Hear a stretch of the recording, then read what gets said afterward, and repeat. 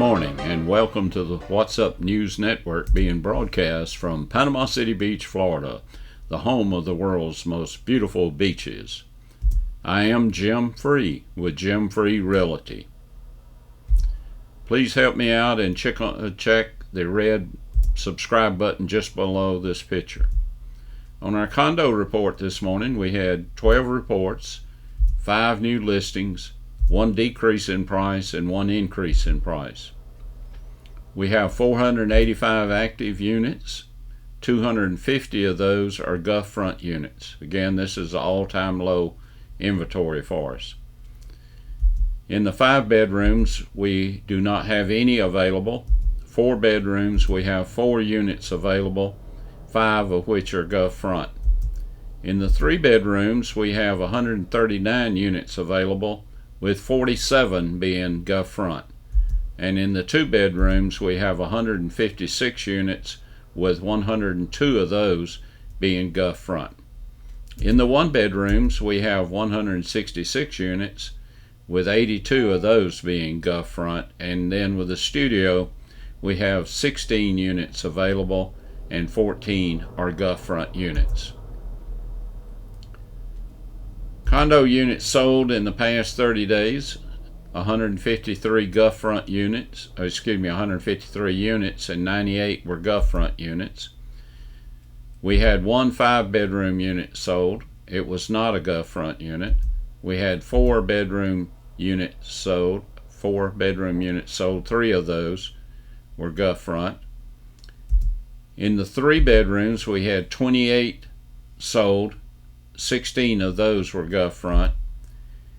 In the 2 bedroom units, we had 67 sold. 46 of those were Gulf front units. In the 1 bedrooms, we had 47 units sold, 28 of which were Gulf front units. Then in the studios, we had 7 units sold, 5 of which were Gulf front units. Looking now at the detached single family, we have 221 units available. 20 of those are Gulf front units. In the past 30 days, we have sold 91 of the detached single family units, 3 of which were Gulf front units. In the attached single family, we have 73 units available. 8 of those are Gulf front units. And in the past 30 days, we've sold 42 attached single family units, none of which were Gulf front units. Now let's look at the COVID-19. First, let's look at the Florida data. Total cases, 687,909. Total deaths, 13,579. Hospitalizations are at 42,771. Now let's look at the Bay County data, and we may have some competition from landscapers who are just out the side the window running a weed eater, and I'm sure you can probably hear that. But in Bay County data, we had 5,896 positive cases. We have had 97 deaths, 337 hospitalizations. Cases by gender are male, 2,934, female, 2,921. Medium age in Bay County is 42.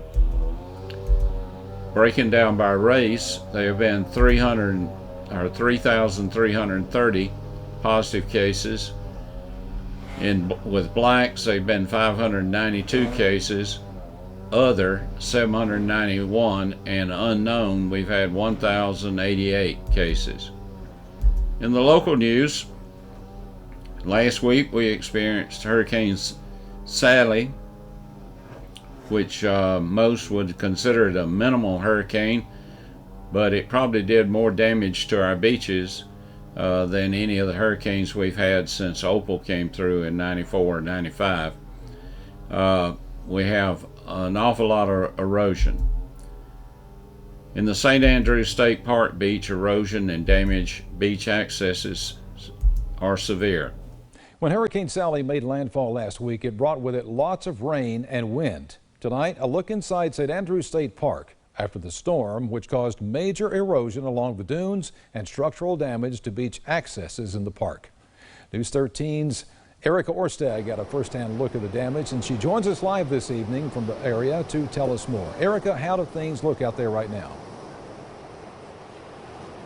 Terry, as you can see behind me, the dunes out here look more like cliffs after Hurricane Sally came through last week. And speaking with residents and visitors, they say they're shocked to see so much damage. It's just really sad. When we first walked out here, we were just completely amazed at the difference in what it looked like. It's a common reaction. The beach is so much smaller than it used to be. Hurricane Sally sent crashing waves into the dunes. The storm surge even breaching the jetty. Now damaged beach accesses and cliff-like walls are what's left. Everything so much looks different. It's dark, it's beach where it wasn't, it's just a lot different. The Department of Environmental Protection is overseeing the damage assessment, working with the U.S. Army Corps of Engineers on a plan for repairs and restoration. In the short term, they'll be dredging the channel and using the dredged sand to rebuild the dunes. This winter, the park will be included in a bigger beach restoration project going on across Panama City Beach. They say there will be more restoration projects in the park over the next 2 years to further strengthen and protect the shoreline. It's part of just the natural cycle, but to be honest with you, it's something that reminds us that we all need to do our part in. Visitors say they hope to see improvements soon. I hope it goes back so that the water stays beautiful, stays clear. And DEP officials tell us Sally was just another storm to contribute to the erosion that they say has been going on here over the last couple of years. But some folks here this morning told me this is the worst that they've seen it in decades. For now, live at St. Andrews State Park, I'm Erica Orstad, News 13, Panhandle Strong. Brother Billy and Pastor Raymond visited my home in Booger Holler recently. I carried them to one of my favorite fishing holes on Big Cedar Creek. We were standing by the side of the road, which is near the creek bank, and Brother Billy went to the trunk of his car and retrieved a poster board and hastily wrote, "The end is near. Turn yourself around now before it's too late." Billy was planning to hold the sign to each passing car while Raymond and I fished. As the first driver sped past, he threw a beer can at Billy and yelled, "Leave us alone, you religious nuts." From around the curve, we heard screeching of tires and a big splash. Raymond said, "Billy, do you think we just should have put a sign up that says bridge out instead?" Turning to the national news, do you remember Mike Bloomberg, the New York billionaire who tried to buy the Democratic nomination? He is now trying to buy the Florida vote for Joe Biden. Bloomberg has already donated $100 million to Biden's campaign. And now he has raised $16 million to pay the fines of more than 30,000 convicted felons so they can vote in Florida election. This is a guy that wants to confiscate everyone's firearm except the ones that his bodyguards carry. By the way, several TV networks donated to his project. You've probably heard Democrats and news media refer to dog whistle when they're trying to label someone as a racist or demean them in some other way. Have you heard Democrats and the media use the term reimagine the police? Well, that's a dog whistle. It stands for defund the police. They changed the term when they discovered that the defund the police was not a popular movement. Why don't we just reimagine these politicians and send them home? And by the way, any Christian or person that knows that killing the unborn is wrong and votes for a politician whose party platform supports the killing of babies might be just as guilty as the doctor and technician that kills a child and then sucks the body parts out of the mother's womb piece by piece. I cannot judge you.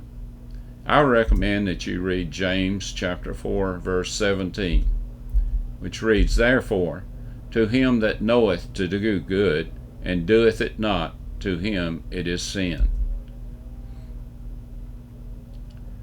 The first step for communism is forgetting God, and some of our citizens have done just that. For socialism and communism to exist, they must first destroy the church and our history. You might think that Black Lives Matters organization and Antifa are harmless protesters, or like Congressman Jerry Nadler says, it's just a myth. They are anarchists, and they are trying to destroy our history. Here are some folks that you might know or you might know of, and what they have said about our history. John F. Kennedy said in 1960, "History, after all, is the memory of a nation. Memory enables the individual to avoid making the same mistake twice." Pulitzer Prize winner historian Arthur M. Schlesinger, Jr., in 2007 said, "History is to the nation as memory is to the individual. As persons are deprived of memory, become disoriented and lost, not knowing where they have been and where they're going, so a nation denied a conception of the past will be disabled in dealing with the present and the future." Carl Sandburg, another Pulitzer Prize winner, wrote, "When a nation goes down or a society perishes, one condition may always be found: they forgot where they came from." Harvard professor George Santana in 1905 said, "Those who cannot remember the past are condemned to repeat it." And Patrick Henry, way back in 1775, said, "I know of no way judging the future but by the past." Judge Leonard Hand said, "The use of history is to tell us past themes, else we should have to repeat each in his own experience, the successes and the failures of our forebears." Edmund Burke in 1790 wrote, "People will not look forward to posterity who never look backward to their ancestors." And then we can go all the way back to Cicero, 46 before Christ, BC. "Not to know what happened before you were born is to be a child forever." J. Edgar Hoover, the director of the FBI in 1954, said, "We can see all too clearly the devastating effects of secularism on our Christian way of life. The period when it was smart to debunk our traditions, undermine high standards of conduct, a rising emphasis on materialism caused a decline of God-centered deeds and thoughts."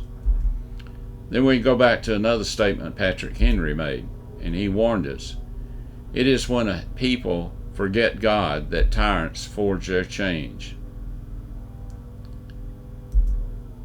Will and Aria Durant in 1968 said, "Civilization is not inherited. It has to be learned and earned by each generation anew. If the transmission should be interrupted, civilization would die, and we should be savages again." Then finally, President Ronald Reagan warned the Phoenix City Chamber of Commerce on March the 30th, 1961. "Freedom is never more than one generation away from extinction. We didn't pass it on to our children in the bloodstream. The only way they can inherit the freedom we have known is if we fight for it, protect it, defend it, and then hand it to them with the well-thought lessons of how they, in their lifetime, must do the same. And if you and I don't do this, then you and I may well spend our sunset years telling our children and our children's children what it was once like in America when men were free." It's time to speak up and stand up for this great country we live in. Please register and vote. This election is extremely important to the survival of this great country. Until we meet again, may God bless you and this great nation.